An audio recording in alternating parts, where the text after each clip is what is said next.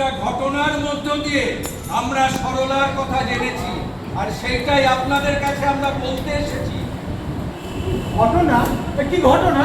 গত পরশু একটা বাচ্চাকে চোর চোর বলে ধাওয়া করেছিল এই বাজার পাড়ার কতগুলো লোক।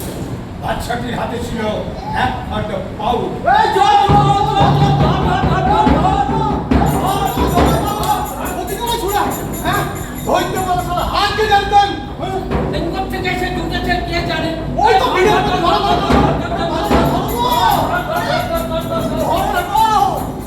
ব্যাংকে যাওয়ার পথে ভয়ার্ত চোখে একটি বাচ্চা ছেলে আমার সামনে এসে দাঁড়ায়। যারা তাড়া করেছিল আমি তাদেরকে আটকাই, সেই কথাই আপনাদের সামনে বলতে এসেছি। জানতে পারি বাচ্চাটি তার অসহায় ক্ষুধার্ত মায়ের জন্য নিয়ে যাচ্ছিল পাউরুটির খণ্ডটি। হয়তো সে না বলেই তুলে নিয়েছিল পাউরুটির খণ্ডটি, কিন্তু সেটাই কি তার খুব খুব বড় চুরির পরিচয়? যাই হোক, সেই বাচ্চাটির হাত ধরে আমরা পৌঁছে যাই সহায় সম্বলহীন অসহায় বিধবা সরলার এক চিলতে ঘরে। তার পরের ঘটনাই আপনাদের জানাতে এসেছি।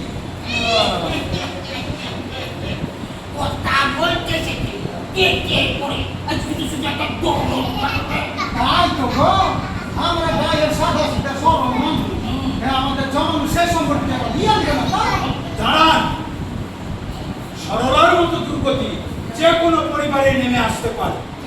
আপনারা কি কেউ বলতে পারেন আসবে না? আসবে না? তাছাড়া এরকম কত বিবাহিতা বিধবা মহিলা আছে যারা হতদরিদ্রের তালিকায়।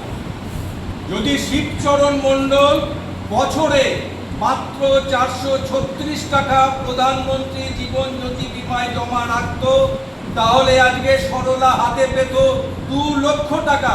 তাহলে সরলার এরকম দুর্গতি হতো? বলুন বলুন বলুন বলুন আপনারা। তাহলে আসুন এখানে, আসুন এদিকে। প্রধানমন্ত্রী সুরক্ষা যোজনায় বছরে যদি মাত্র 20 টাকা কেউ জমা দেয়, আর সে যদি দুর্ঘটনায় মারা যায়, তার পরিবার পাবে 2 লক্ষ টাকা। বাপরে, 4 লক্ষ টাকা! এছাড়াও আছে অটল পেনশন যোজনা। যাদের বয়স 18 থেকে 40-এর ভেতরে, তারা যদি 20 বছর ধরে 60 বছর বয়স অবধি নির্দিষ্ট পরিমাণ টাকা প্রতি বছরে জমা রাখে, 60 বছর পরে প্রতি মাসে নির্দিষ্ট পরিমাণ পেনশন পাবে। এছাড়াও আছে আমাদের আছে জিরো ব্যালেন্স জনধন যোজনা। আর এই সমস্ত